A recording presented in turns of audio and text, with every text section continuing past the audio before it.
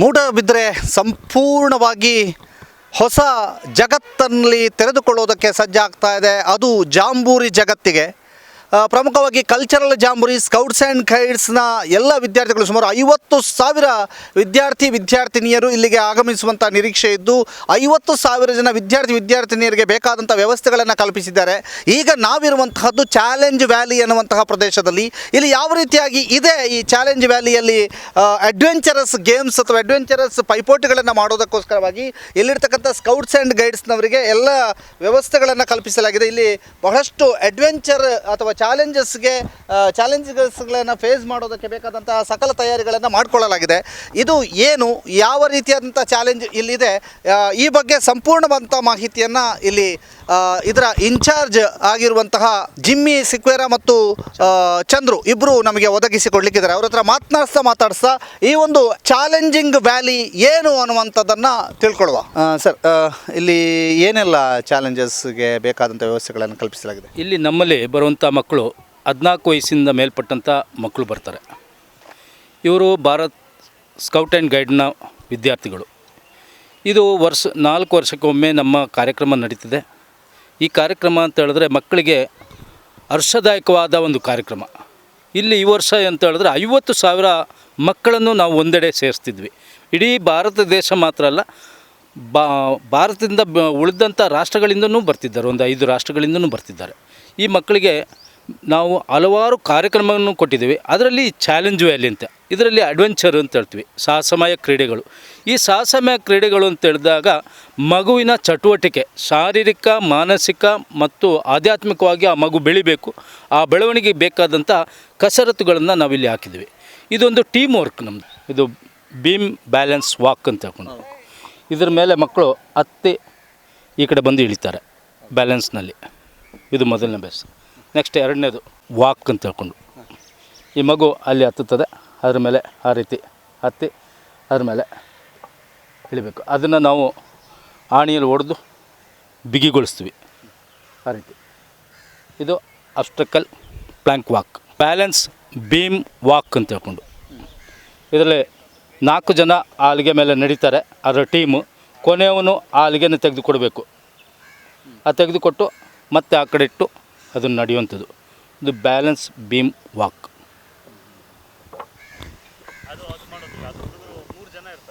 ಇದು net wall climbing ಅಂತ ಹೇಳ್ಕೊಂಡು ಈ ಕಮಾಂಡೋಗಳಿಗೆ ನಾವು ತರಬೇತಿ ಕೊಡ್ತೀವಿ ನೋಡಿ ಮಿಲಿಟ್ರಿನಲ್ಲಿ. ಅದೇ ರೀತಿ ಇದು ನೋಡಿ, ಅವರು ಮಕ್ಕಳು ಆ ಸ್ಟೆಪ್ ಮಾಡಿಕೊಂಡು ಮೇಲೆ ಹತ್ತಿ ಆ ಕಡೆಯಿಂದ ಇಳಿಬೇಕು. Commando wall climbing. ಇದು ಎಷ್ಟು ಜನ ಒಟ್ಟಿಗೆ ಪಾರ್ಟಿಸಿಪೇಟ್ ಮಾಡೋದು? 3 ಜನ ಒಟ್ಟಿಗೆ ಪಾರ್ಟಿಸಿಪೇಟ್ ಟೀಮ್ ಆಗಿದ್ದು. ಅದರಲ್ಲಿ ಗೆಲುವು ಸೋಲು ಅಂತಲ್ಲ, ಆ ಮಗು ಕಂಪ್ಲೀಟ್ ಮಾಡಬೇಕು. ಆ ಮಗುಗೆ ಧೈರ್ಯ ಬರಬೇಕು, ಸ್ಫೂರ್ತಿ ಬರಬೇಕು. ಅದು ಕಂಪ್ಲೀಟ್ ಮಾಡಿದ ತಕ್ಷಣ ನಾವು ಸೀಲ್ ಹಾಕ್ತೀವಿ. ಸೀಲ್ ಹಾಕಿ ಪೂರ್ಣ ಸೀಲ್ ಆದಮೇಲೆ ಅದಕ್ಕೆ ತಕ್ಕಂತಹ ಬ್ಯಾಡ್ಜಸ್ ಇದೆ, ಚಾಲೆಂಜ್ ವ್ಯಾಲೀಸ್ ಬ್ಯಾಡ್ಜ್ ಅಂತ ಕೊಡ್ತೀವಿ. ಅದು ನಾವು ಕನಿಷ್ಠ ಈಗ 42 ಬೇಸ್ನಲ್ಲಿ ಆ ಮಗು 30 ಬೇಸ್ಗಳನ್ನಾದರೂ ಅಟೆಂಪ್ಟ್ ಮಾಡಿರಬೇಕು, ಭಾಗವಹಿಸಿರಬೇಕು. ಆಗ ಆ ಬ್ಯಾಡ್ಜ್ ಆ ಮಗುಗೆ ಸಿಗ್ತದೆ. ಇದು ಮಂಕಿ ಬ್ರಿಡ್ಜ್ ಅಂತ ತಗೊಂಡು ಇದು ಮಕ್ಕಳು ಇಲ್ಲಿಂದ ಹತ್ತಿ ಆ ಕಡೆಗೆ ಬಂದು ಇಳಿತಾರೆ. ಅಲ್ಲಿ ಮೇಲ್ಗಡೆ ಹಗ್ಗ 2 ಬರ್ತದೆ. ಮತ್ತು ಆ ಹಗ್ಗಕ್ಕೆ ಈ ರೀತಿ ನಾವು ಸುರುಳಿ ಕಟ್ಟಿರ್ತೀವಿ. ಸುರುಳಿ ಕಟ್ಟಿ ಮಂಗ ಯಾವ ರೀತಿ ನಡೀತದೋ ಅದೇ ರೀತಿ ಆ ಮಗು ನಡೆದು ಬರ್ತದೆ. ಆ ಹಗ್ಗದ ಮೇಲೆ ನಡೆಯುವಂತಹ ಆ ಆಸಕ್ತಿಯಲ್ಲಿ ನಡೆಯೋತ್ತಿಗೆ ಆ ಮಗುಗೆ ತುಂಬ ಖುಷಿ ಆಗ್ತದೆ. ಟೈರ್ನ ಒಳಗೆ ನುಸುಳುವುದು ಅಂತ ತಗೊಂಡು ಈ 4 ಟೈರ್ ಇದೆ. ಒಬ್ಬ ಇಲ್ಲಿಂದ ಸ್ಟಾರ್ಟ್ ಮಾಡಿದ್ರೆ ಕೊನೆ ಟೈರ್ವರೆಗೆ ಅವನು ನುಸುಳ್ತಾನೆ ನೋಡಿ. ಆ ಹುಡುಗ ಅವನು ನುಗ್ತಾನೆ ನೋಡಿ, ಬಾಲಕ ಆ ರೀತಿ ನೋಡಿ.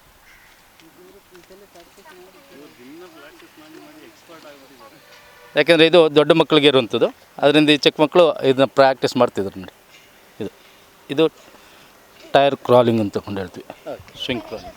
ಇದು ಅಬ್ಸ್ಟಕಲ್ ಕ್ಲೈಂಬಿಂಗ್ ಅಂತ ತಗೊಂಡು ಮಕ್ಕಳು ನೋಡಿ ಆ ಕಡೆಯಿಂದ ಹತ್ತಿ ಈ ಕಡೆಯಿಂದ ಇಳಿತಾರೆ. ಆ ಕಡೆ ನಾವು 1 ಅಡಿ ಅಂತರ ಕೊಟ್ಟಿದ್ವಿ, ಇಲ್ಲಿ 1.5 ಅಡಿ ಅಂತರ ಕೊಟ್ಟಿದ್ವಿ ನೋಡಿ. ಆ ಮಕ್ಕಳ ಆ ಉರುಪು ನೋಡಿ ಎಷ್ಟು ಚೆನ್ನಾಗಿದೆ ಅಂತ.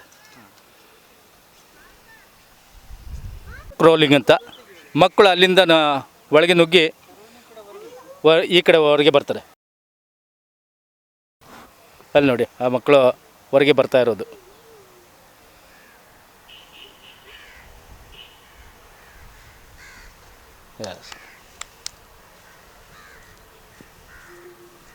ಇಂಥದ್ದೊಂದು 2-3 ಇದೆಯಾ? ಅಂದರೆ ನಾವು 3 ಬೇಸ್ ಹಾಕಿದ್ವಿ ಸರ್. ಒಂದು ಸ್ಕೌಟ್, ಒಂದು ಗೈಡ್ಗೆ, ಒಂದು ರೋವರ್ಸ್ ಆ್ಯಂಡ್ ರೇಂಜರ್ಸ್ಗೆ. ಈ ರೀತಿ 3 ಬೇಸ್ ಹಾಕಿದ್ವಿ. ಎಲ್ಲ 3 ಸೆಟ್ ಇದೆ. ಇದು ಸ್ವಿಂಗ್ ಅಂತ ಹೇಳ್ತೀವಿ, ಜೋಕಾಲಿ. ಇದು ಇದರಲ್ಲಿ ಒಂದು ಟೀಮ್ ಅವರು ಕೂತ್ಕೊಂಡು ಆಡುವಂಥ ಆಟ ಇದು. ಇದು ಒಂದು ಟೀಮ್ನಲ್ಲಿ ಎಷ್ಟು ಜನ? ಇವರು 5 ಜನ ಇರ್ತಾರೆ ಇದರಲ್ಲಿ. 5 ಜನ ಇರ್ತಾರೆ. 5 ಜನ ಇರ್ತಾರೆ. 5 ಜನರ ತಂಡ ಈಗ ಆಡುವಂಥದ್ದು. ಸರ್, ಇದು ಹೇಗೆ? ಇದು ಟೈರ್ ವಾಲ್ ಅಂತ ತಗೊಂಡು ಹಾಂ, ಆ ಮಕ್ಕಳು ಈ ರೀತಿ ಹತ್ತಿ ನೋಡಿ, ಅಲ್ಲಿ ಕಾಣ್ತಿದ್ದಲ್ಲ ಅದೇ ರೀತಿ ಹತ್ತಿ ಇನ್ನೊಂದು ಟೈರ್ಗೆ ನುಗ್ಗಿ ಹಂಗೆ ಮೇಲೆಗೆ ಬಂದು ಮತ್ತೆ ಕೆಳಗೆ ಇಳಿತಾರೆ. ಅಂದರೆ ಒಂದು ಸಲ ಯಾವ ಮುಖ ಆ ಕಡೆ ಮುಖ ಮಾಡಿದರೆ ಮತ್ತೊಮ್ಮೆ ಈ ಕಡೆ ಮುಖ ಹೊಡಿ ಬರ್ತಾರೆ. ಇನ್ನೊಂದು ಸತಿ ಆ ಕಡೆ ಹಾವು ಯಾವ ರೀತಿ ಹೋಗ್ತದೋ ಆ ರೀತಿಯಲ್ಲೇ ಹೋಗ್ತಾರೆ ಅವರು.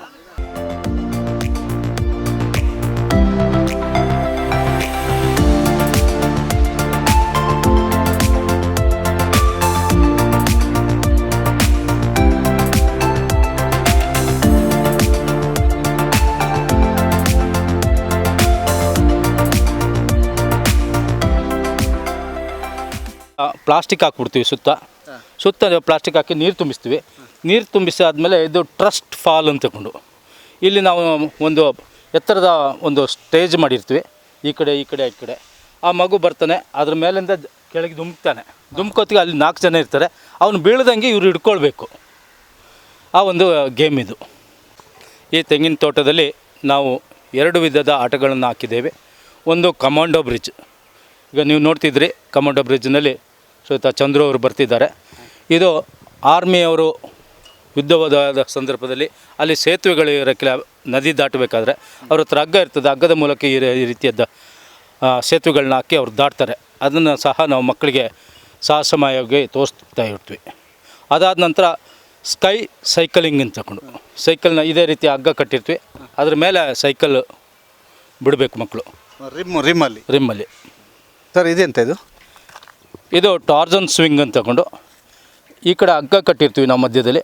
ಆ ಹಗ್ಗನ ಹಿಡ್ಕೊಂಡು ಈ ಬದಿಯಿಂದ ಆ ಬದಿಗೆ ಹಾರೋದು. ಅದಕ್ಕೆ ಟಾರ್ಜನ್ ಸ್ವಿಂಗ್ ಅಂತ ಹೇಳ್ತೀವಿ. ನಡುವಲ್ಲಿ ನೀರು ಇರುತ್ತಾ? ಇಲ್ಲ, ನಡುವಿನಲ್ಲಿ ಹಳ್ಳ ಇದೆ. ಹಳ್ಳ ಆ ಕಡೆ ದಾಟಬೇಕು ಅವರು. ಇಲ್ಲಿ ಹಗ್ಗ ಹಾಕಿರ್ತೀವಿ. ಹಗ್ಗಕ್ಕೆ ಗಂಟು ಹಾಕಿರ್ತೀವಿ. ಒಂದಡಿ ಅಂತರದಲ್ಲಿ ಗಂಟು ಹಾಕಿರ್ತೀವಿ. ಆ ಹಗ್ಗದ ಮೇಲೆ ಮಗು ಹತ್ತುತ್ತದೆ ಮೇಲೆ, ಮತ್ತು ಅವನು ಇಳಿಬೇಕು. ಇದೊಂದು ಬಹಳ ವಿಶೇಷವಾದಂತಹ ರೀತಿಯಲ್ಲಿ ಕಂಡು ಬರ್ತಾ ಇದೆ. ಸೇತುವೆಯ ನಿರ್ಮಾಣ ಮಾಡಿದ್ದಾರೆ, ಅದು ಕೂಡ ಯು ಶೇಪ್ನಲ್ಲಿದೆ. ಇದರ ವಿಶೇಷತೆ ಏನು ನೋಡುವ. ಅಲ್ಲೆಲ್ಲರೂ ಕೂಡ ಈಗ ಸೇತುವೆಯ ಮೇಲ್ಭಾಗದಲ್ಲಿ ಹೋಗ್ತಾ ಇದ್ದಾರೆ. ಏನು ಸರ್ ಇದರ ವಿಶೇಷತೆ? ಇದು ಸಸ್ಪೆನ್ಸ್ ಬ್ರಿಡ್ಜ್ ಅಂತ ತಗೊಂಡು ಇದರ ಆಧಾರದ ಮೇಲೇ ಈಗ ಅಲ್ಲೆಲ್ಲ ಸೇತುವೆಗಳು ಕಟ್ಟಿದ್ದಾರೆ. ವೈರ್ನಲ್ಲಿ ನೋಡಿ ಕಟ್ಟಿದ್ದಾರೆ ಸೇತುವೆಗಳು, ತೂಗು ಸೇತುವೆ ಅಂತ. ಅದೇ ರೀತಿ ಇದು ಸೇತುವೆ. ಈ ಸೇತುವೆ ವಿಶೇಷತೆ ಅಂತ ಹೇಳಿದ್ರೆ, ಇದು ಮೊದಲೇ ನಮ್ಮ ಪೂರ್ವಜರಿಗೆ ಗೊತ್ತಿತ್ತು. ಇದು ಅವರು ಆ ಸೇತುವೆಗಳನ್ನ ಹಾಕಿ ಒಂದು ಕಡೆಯಿಂದ ಒಂದು ಕಡೆ ಹೋಗ್ತಿದ್ರು. ಇದನ್ನು ನಾವು ಮಕ್ಕಳಿಗೆ ಯಾವ ರೀತಿ ಹಾಕೋದು ಅಂತ ಹೇಳ್ಕೊಂಡು ಇಲ್ಲಿ ತೋರಿಸ್ಕೊಡ್ತೀವಿ. ಮತ್ತು ಅವರು ಆ ಸೇತುವೆ ಮೇಲೆ ಹೋಗಿ ಬರುವಾಗ ಅವ್ರಿಗೊಂದು ಖುಷಿ ಆಗ್ತದೆ. ಅಲ್ಲಿ ಅಡಿಯಲ್ಲಿ ನೀರಿರ್ತದೆ ಅಡಿಯಲ್ಲಿ. ಎಸ್, ಈ ಸೇತುವೆಯಲ್ಲಿ ಇವರನ್ನು ಮಾತನಾಡಿಸ್ತಾ ಇದ್ದಾನೆ, ಹೇಗೆ ಇದೆ ಅನ್ನುವಂಥದ್ದು. ಮತ್ತು ಇದರ ನಿರ್ಮಾಣಕ್ಕೆ ಎಷ್ಟು ದಿನದ ಕೆಲಸ ಕಾರ್ಯಗಳು ಹಿಡಿಯುತ್ತೆ? ಇಷ್ಟೆಲ್ಲ ನಿರ್ಮಾಣ ಮಾಡಿದ್ದೀರಿ, ಬಹಳ ದೊಡ್ಡ ಮಟ್ಟಿನ ಒಂದು ಶ್ರಮ ಇದೆ. 4 ಜನ ನಾವು ಸಮಾನ ಮನಸ್ಕರಿದ್ದರೆ 2 ದಿನದ ಕೆಲಸ ಅಷ್ಟೇ. ನೀವು ಯಾರೆಲ್ಲ ಈಗ ತಂಡ ಚಂದ್ರು, ಶಿವು, ಮತ್ತು ಇನ್ನೊಬ್ಬರು ಚಂದ್ರು, ಸುಭಾಷ್, ಮತ್ತು ಇನ್ನೂ ಕೆಲವರು ಇದ್ದಾರೆ, ಊಟಕ್ಕೆ ಹೋಗಿದ್ದಾರೆ. ಇವರ ಈ ತಂಡದವರು ಈ ಕೆಲಸ ನಿರ್ವಹಿಸಿರ್ತಾರೆ. ಓಕೆ, ಇದಕ್ಕೆ ಈಗಾಗಲೇ ಒಂದಷ್ಟು ಜನ ಇಲ್ಲಿ ಬಂದು ನೋಡಿ ಹೋಗಿದ್ದಾರೆ. ಈ ಸೇತುವೆ ನಿರ್ಮಾಣ ಅಥವಾ ಈ ಚಾಲೆಂಜಿಂಗ್ ವ್ಯಾಲಿಯನ್ನು ನೋಡಿದಾಗ ಯಾವ ರೀತಿ ರೆಸ್ಪಾನ್ಸ್ ಇದೆ ಜನಗಳಿಂದ? ಎಲ್ಲರಿಗೂ ಅವರು ಕೇಳ್ತಾ ಇರೋದು ಏನು ಮಿಲಿಟ್ರಿ ಟ್ರೈನಿಂಗ್ ಅಂತ ಹೇಳ್ಕೊಂಡು ಕೇಳ್ತಿದ್ದಾರೆ. ಆ ಟ್ರೈನಿಂಗ್ ಕೊಡ್ತಿದ್ರಾ ನೀವು ಮಕ್ಕಳಿಗೆ ಅಂತ. ಆಗ ಮಕ್ಕಳಿಗೆ ಹೇಳ್ದೋ ನಾವು, ಇದು ಮಕ್ಕಳಲ್ಲಿ ಆ ಧೈರ್ಯ ತುಂಬಿಸುವಂಥದ್ದು, ಚಾಲೆಂಜ್, ಯಾವುದೇ ಕಷ್ಟ ಬಂದ್ರೂ ಸಹಿಷ್ಣುತೆಯಿಂದ ಅನುಭವಿಸುವಂಥ ಒಂದು ಸಂತೋಷ ಪಡುವಂಥ ಕ್ರಿಯೆಗಳು ಇದನ್ನು ನಾವು ಮಾಡ್ತಿದ್ವಿ ಅಂತ ಅವರಿಗೆ ಹೇಳಿಕೊಟ್ಟಿದ್ವಿ. ನಾವು ಬರ್ಬೋದಾ ಅಂತ ಹೇಳ್ಕೊಂಡು ಎಲ್ಲರೂ ಕೇಳ್ತಿದ್ರು. ಅದಕ್ಕೆ ಹೇಳ್ದೋ, ಹಿರಿಯರಿಗೆ 26ನೇ ತಾರೀಕು ನಂತರ ನೀವು ಬಂದು ಇದರ ಭಾಗವಹಿಸ್ಬೋದು. ಅಲ್ಲಿ 26ನೇ ತಾರೀಕು ತನಕ ಮಕ್ಕಳಿಗೆ ಅವಕಾಶ ಅಂತ ಹೇಳಿದ್ವಿ. ಅಲ್ಲ, ನಿಮ್ಮನ್ನು ನೋಡಿದಾಗ ನಿಜಕ್ಕೂ ಮಿಲಿಟ್ರಿ ಟ್ರೈನಿಂಗ್ ಕೊಡೋ ರೀತಿಯಲ್ಲೇ ಕಾಣಿಸ್ತಿದ್ದೀರಿ. ಅವ್ರು ಕೇಳಿದ್ರಲ್ಲಿ ತಪ್ಪಿಲ್ಲ. ಮತ್ತು ಇಂಥದ್ದೊಂದು ಭಾರಿ ಟಫ್ ಟ್ರೈನಿಂಗ್ ಇದು, ಯಾಕೆಂದರೆ ಬಹಳ ಟಫ್ ಇದೆ. ಇದರಲ್ಲೆಲ್ಲ ಮಕ್ಕಳು ಬಹಳ ಆಸಕ್ತಿಯಿಂದ ಭಾಗವಹಿಸ್ತಾರೆ ಅಂತಂದರೆ ಬಹಳ ವಿಶೇಷ. ಹೌದು, ಸಂತೋಷವಾಗಿದೆ. ಯಾಕೆಂದರೆ ಇದೊಂದು ಅವಕಾಶ ಸಿಕ್ಕಿದೆ. ಶ್ರೀಯುತ PGR ಸಿಂಧ್ಯಾ ಮತ್ತು ನಮ್ಮ ಡಾಕ್ಟರ್ ಮೋಹನ್ ಆಳ್ವ ಅವರ ಒಂದು ನೇತೃತ್ವದಲ್ಲಿ ನಮ್ಮ ಮಧುಸೂದನ್ ಅವರ ಒಂದು ಆಸಕ್ತಿಯಲ್ಲಿ ಈ ಪ್ರೋಗ್ರಾಮ್ ಡೈರೆಕ್ಟರ್ ಅವರು, ಅದರಲ್ಲಿ ಈ ನೇತೃತ್ವದಲ್ಲಿ ಈ ಕಾರ್ಯಕ್ರಮ ನಡೀತಿದೆ. ಪ್ರೇಕ್ಷಕರಿಗೆ ಅಥವಾ ವೀಕ್ಷಕರಿಗೆ ಒಂದು ವಿಚಾರ ಹೇಳಬೇಕು. ಇಲ್ಲೊಂದು ಕೈಲಾಸ ಇದೆ. ಆ ಕೈಲಾಸದ ವಿಶೇಷತೆಯನ್ನು ತೋರಿಸ್ತೀನಿ. ಯಾಕೆಂತಂದರೆ ಆ ಒಂದು ಪಾರ್ಟ್ ಬಹಳ ವಿಶೇಷವಾಗಿ ಕಾಣಸಿಗ್ತಾ ಇದೆ. ಕಾಂತಾರದ ಕೈಲಾಸ, ಶಿವ ಮತ್ತು ಲೀಲಾ ಇದ್ದಂಥ ಕೈಲಾಸ ಇಲ್ಲಿಯೂ ನಿರ್ಮಾಣ ಆಗಿದೆ. ಅದು ಏನಕ್ಕೆ ಎತ್ತ ಕೇಳೋಣ. ಕಾಂತಾರದ ಕೈಲಾಸ ಇದೆಯಲ್ಲ, ಹಾಗೇ ಇದೆ ಇದು. ಆದರೆ ಇದು ಮೂಡಬಿದ್ರೆಯ ಸ್ಕೌಟ್ಸ್ ಆ್ಯಂಡ್ ಗೈಡ್ಸ್ನ ಜಾಂಬೂರಿ ಕೈಲಾಸ. ಈ ಬಗ್ಗೆ ಮಾತನಾಡೋದಕ್ಕೆ ಚಂದ್ರು ಇದ್ದಾರೆ. ಚಂದ್ರು, ಇದು ಎಷ್ಟು ದಿನ ಬೇಕಾಯ್ತಿದ್ರ ನಿರ್ಮಾಣಕ್ಕೆ? ಸರ್, ಇದನ್ನು ನಿರ್ಮಾಣ ಮಾಡಲಿಕ್ಕೆ ನಮಗೆ 3 ದಿನ ಆಯಿತು. ಅದು 3 ದಿನಕ್ಕೆ 8 ಜನ ಒಂದು ಟೀಮ್ ಮಾಡಿರೋ ಅಂಥದ್ದು. ಈಗ ಏನಾಗ್ತದೆ, ಈಗ ನಮ್ಮಲ್ಲಿ ಸ್ಕೌಟಿಂಗಲ್ಲಿ ನಾವು ಮಲ್ಟಿಪರ್ಪಸ್ ಟ್ಯಾಲೆಂಟಲ್ಲಿ ಮಲ್ಟಿಪರ್ಪಸ್ ಆ್ಯಕ್ಟಿವಿಟೀಸ್ಗಳನ್ನ ಮಾಡ್ತೀವಿ, ಲ್ಯಾಶಿಂಗ್ಸ್ಗಳನ್ನ ಯೂಸ್ ಮಾಡ್ತೀವಿ. ಅದನ್ನು ನಾವು ಇರೋಂತಹ ಮರದಲ್ಲಿ ನಾವು ಯಾವ ರೀತಿ ನೀವು ವಾಸ್ತವ್ಯ ಹೂಡ್ಬೋದು ಅನ್ನೋದಕ್ಕೊಂದು ಉದಾಹರಣೆಯಾಗಿ ನೀವು ಹಟ್ಟನ್ನು ನಾವು ನಿರ್ಮಾಣ ಮಾಡಿದ್ದೀವಿ. ಸೊ ಇದಕ್ಕೆ ಇನ್ನೂ ಪೂರ್ಣ ಪ್ರಮಾಣದಲ್ಲಿ ನಮ್ಮದು ಕಂಪ್ಲೀಟ್ ಆಗಿಲ್ಲ. ಇದಕ್ಕೆ ಮೇಲ್ಗಡೆ ಇನ್ನೂ ನಾವು ಸೂರೆಲ್ಲ ಹಾಕ್ತೇವೆ.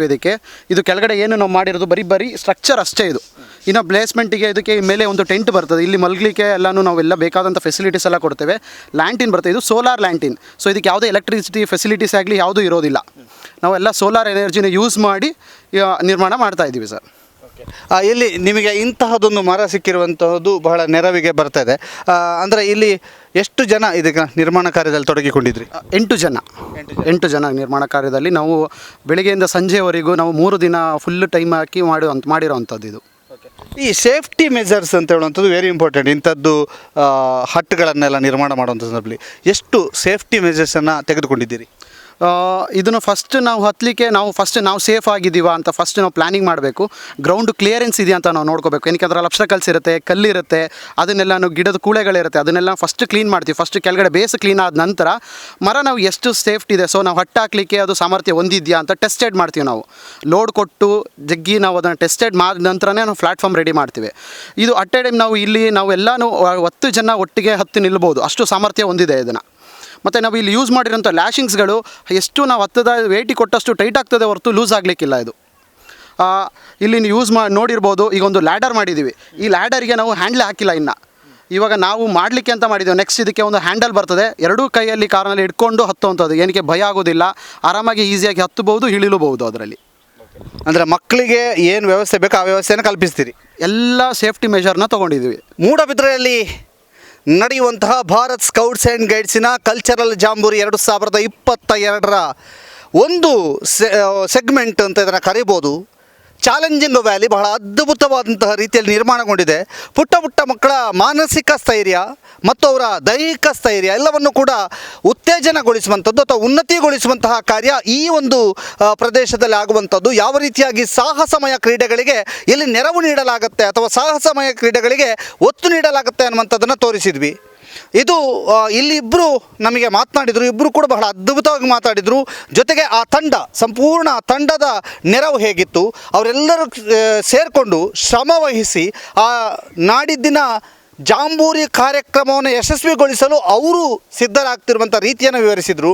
ಇನ್ನಷ್ಟು ಕೆಲಸಗಳು ಬಾಕಿ ಇದ್ದಾವೆ. ಆ ಎಲ್ಲ ಕೆಲಸಗಳನ್ನು ತರಾತುರಿಯಲ್ಲಿ ಮಾಡಿ ಮುಗಿಸಿ ಮಕ್ಕಳಿಗೆ ಸೇಫಾಗಿ ಇಲ್ಲಿರುವಂಥ ಎಲ್ಲ ಚಾಲೆಂಜ್ಗಳನ್ನು ಕೂಡ ಫೇಸ್ ಮಾಡುವಂತಹ ರೀತಿಯಲ್ಲಿ ಧೈರ್ಯ ತುಂಬುತ್ತಿರುವಂತಹ ಈ ಎಲ್ಲ ತಂಡಕ್ಕೆ ನಮ್ಮ ವಿಶೇಷ ಧನ್ಯವಾದಗಳು. ಮತ್ತು ನಮ್ಮ ಊರಿನಲ್ಲಿ ಅಂದರೆ ನಮ್ಮ ಜಿಲ್ಲೆಯಲ್ಲಿ ಮೂಡಬಿದ್ರೆಯಲ್ಲಿ ಆಗ್ತಾ ಇರುವಂಥ ಇಂತಹ ಒಂದು ಜಾಂಬೂರಿ ಕಾರ್ಯಕ್ರಮದಲ್ಲಿ ಇಲ್ಲಿ ಬರುವಂಥ ಮಕ್ಕಳು, ಇಲ್ಲಿನ ಮಕ್ಕಳು ಎಲ್ಲರೂ ಕೂಡ ಧೈರ್ಯದಿಂದ ಭಾಗವಹಿಸಿ ಇಂತಹದೊಂದು ಜಾಂಬೂರಿ ಯಶಸ್ವಿ ಆಗಲಿ ಅನ್ನುವಂತಹ ಆಶಯವನ್ನು ವ್ಯಕ್ತಪಡಿಸುತ್ತಾ ಈ ಚಾಲೆಂಜಿಂಗ್ ವ್ಯಾಲಿ ನಿಜಕ್ಕೂ ಚಾಲೆಂಜಿಂಗ್ ಸ್ಟಾರ್ಗಳನ್ನು ಸೃಷ್ಟಿ ಮಾಡಲಿ ಅನ್ನುವಂಥದ್ದನ್ನು ಹೇಳ್ತಾ ಈ ಪುಟ್ಟ ವರದಿಯನ್ನು ಮುಗಿಸ್ತಾ ಇದ್ದೇವೆ. ಸುಧಾಕರ್ ಪಡೀಲ್ ಜೊತೆಗೆ ದಾಮೋದರ ದೊಂಡೋಲೆ, ಸುದ್ದಿ ನ್ಯೂಸ್, ಮೂಡಬಿದ್ರೆ. ಕೃಷಿ ಏಜೆನ್ಸೀಸ್ 5ನೇ ವರ್ಷಕ್ಕೆ ಪಾದಾರ್ಪಣೆ ಸಂದರ್ಭದಲ್ಲಿ ಹೊಸತನದ ಶುಭಾರಂಭ. ಉಪ್ಪಿನಂಗಡಿಯಲ್ಲಿ ನವೀಕೃತಗೊಂಡು ಶುಭಾರಂಭಗೊಂಡಿದೆ ಸಂಸ್ಥೆ.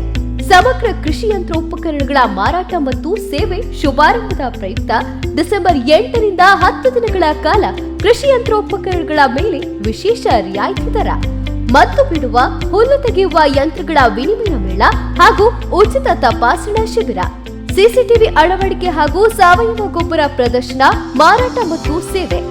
ಈ ಅಪರೂಪದ ಅವಕಾಶವನ್ನ ಸದುಪಯೋಗಪಡಿಸಿಕೊಳ್ಳಿ. ಸಂಪರ್ಕಿಸಿ ಕೃಷಿ ಏಜೆನ್ಸೀಸ್, HN ಆಡಿಟೋರಿಯಂ ಮುಂಭಾಗ, ಉಪ್ಪಿನಂಗಡಿ. ಕಾಂಟ್ಯಾಕ್ಟ್ 9148870321 ಅಥವಾ 9972478304. ಸಹ ಸಂಸ್ಥೆ ಮರಿಯಾ ಕಾಂಪ್ಲೆಕ್ಸ್, ಕಾವೇರಿಕಟ್ಟೆ, ಪುತ್ತೂರು. ಕಾಂಟ್ಯಾಕ್ಟ್ 8867258304. ಸುದ್ದಿ ಚಾನಲ್, ಕ್ಷಣ ಕ್ಷಣದ ಸುದ್ದಿಗಾಗಿ.